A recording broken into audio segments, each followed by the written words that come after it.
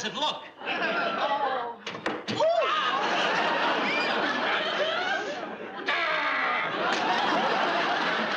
It's Sunday morning on CBS, and here again is Charles Osgood.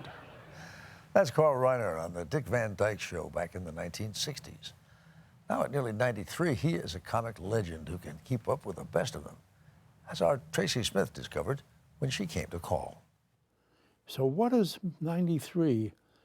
The day, I know what it is, a number, and the number's scary because I read the first thing in the morning before I have coffee, I read the obits. Seriously? Yes, if I'm not in it, I'll have breakfast. No, At nearly 93, Carl Reiner is in the kind of shape people half his age might envy. All the vital signs are perfect. I could live another hour. He only sounds like he's on borrowed time. I don't know. The truth is, though, you're still productive. You're still writing. Yes, yes. I mean, it's not like you're waiting around. No, I wake up every morning anxious to get to my, what do you call it? We used to call it a typewriter, my computer. By any name, that keyboard is busy. Reiner's just finished the 4th volume of his memoirs. Clearly, the 12-time Emmy winner has a lot to look back on.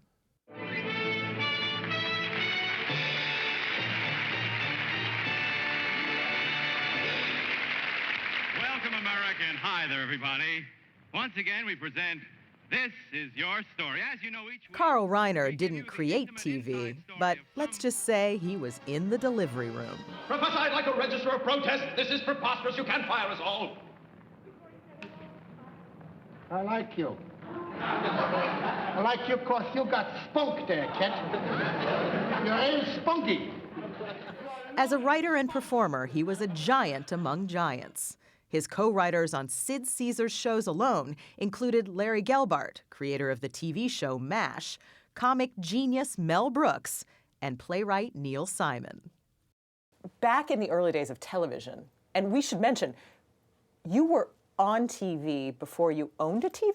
Yes, we didn't have a TV when I did the show of shows, and we finally got a little 7-inch set, and the kids used to watch it, and Robbie was 4 or 5 or 6, and he said, "Say hello to me," and I said, "I can't say hello on television, but when I do this, when I put my tie up in the finale, you'll know when we're all saying goodbye. That's for you." Every night you would do this, yes, and that meant good night, yeah, right, Robbie. Yeah. How sweet is that? Yeah, very. But after years of writing sketch comedy, Reiner had an idea for a show of his own. A sitcom about a New York City comedy writer, like him, who lived in the suburbs with an adorable family, like his. Your son dislikes you. What are you saying? How can he dislike me? I'm his father. Some children have been known to hate their fathers. He's only 6 years old. He doesn't know me long enough to hate me. Head of the family, it was okay, just okay. It didn't work. The pilot flopped, but Reiner had written 13 full episodes, and producer Sheldon Leonard thought of a way he could make it all work. You might remember Sheldon Leonard from It's a Wonderful Life as the bartender who tells it straight. Hey, look, I'm the boss. You want a drink or don't you? He says, "We'd love to talk to you about these episodes." I said, "Fellas," I said, "I don't want to fail with it the second time." You didn't want to do it? No, he said, "Sheldon, it's a good impression." He says, "You won't fail. We'll get a better actor to play you." And he suggested Dick Van Dyke. The show, which ran for 5 seasons on CBS, was a major hit. It was an accident. An accident? So was Custer's last stand. You want a scalp to hang on your belt? Reiner wound up playing the pompous boss, Alan Brady, but the rest of the show mirrored his life. In fact, Mary Tyler Moore's Laura Petry was inspired by the real-life woman Reiner went home to every night. What is it? What is it? What is it? What is it? What is it? As a young GI during World War II, he'd met Estelle LeBost, an artist 8 years his senior. I had a lot of hair in those days, black hair, Black wavy. hair. We sat down with them in 2007. No, he was really good looking, but typical. I said tall, dark, and handsome. When you looked at her, what did you think? Nice figure. Of course, I was 20.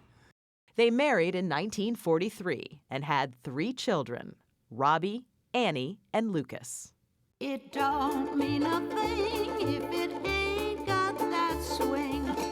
For a showbiz family, the Reiners were pretty normal. Robbie, the future director, had a pretty good arm. So did Mom. And in the summer, they'd all hit the beach, sometimes with longtime family friend Mel Brooks. How often do you guys see each other now? At least 6, 7 times a week.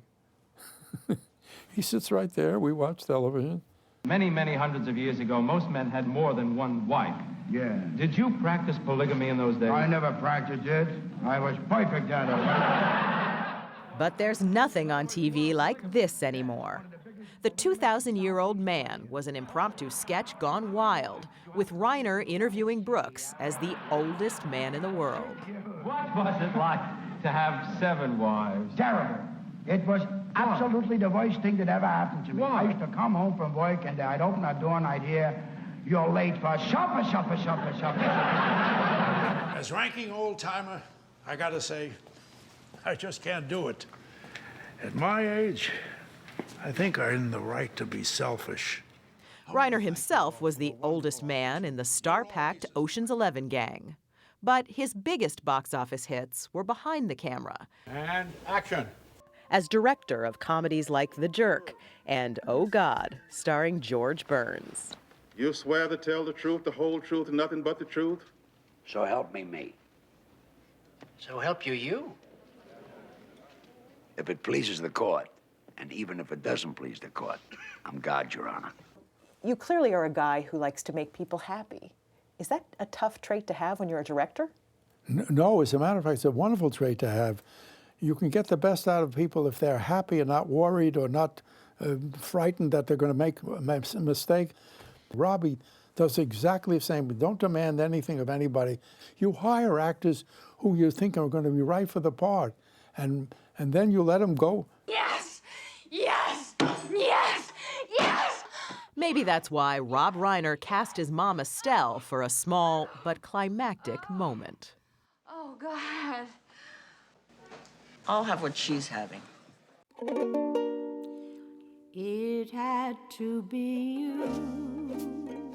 But what really got Estelle Reiner excited was singing. And as Carl wrote in his memoir, it was something his wife loved until the day she died in 2008. Why did you decide to write about the last moments of her life? Because it was so beautiful. Estelle died in '94, when she was 94, and the last year of her life was lying in bed. It was she always thought she was going to go back and sing, and she couldn't really get out of bed. She had major problems, but she was here. Her mind was always there, and at the last moment, she wasn't even breathing.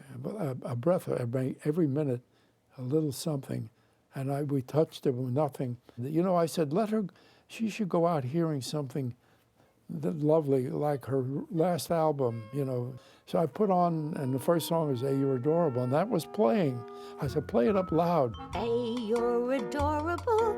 B, you're so beautiful. C, you're a cutie full of charm. Maybe she'll hear it as she's going. And we played it loud. And one of the hospice nurses says, "Oh, she has such a lovely, sweet voice." And Lucas, my son, went right up to his mother. He said, "Ma, you hear what she said? She says you have a lovely, sweet voice." And Estelle said, and passed away. Didn't aspirate it, but her lips, we all saw it. Then gone. I had to write about that because it was a good way to go, a good way to go. Once I built a railroad to the sun with brick and ribbon and lime. And music still keeps him going. Reiner sings on his daily walks, and at one point even considered a career as a crooner. I was 6 years old. I said, "I want to be an Irish tenor," I told my father. And he said, "You can be a Jewish tenor, but he's and sing Irish songs." We're thankful Carl Reiner chose to make us laugh instead. Down the road that leads back to that tumble-down shack, to that tumble-down shack enough loaned. Now we got it. Use any part of it.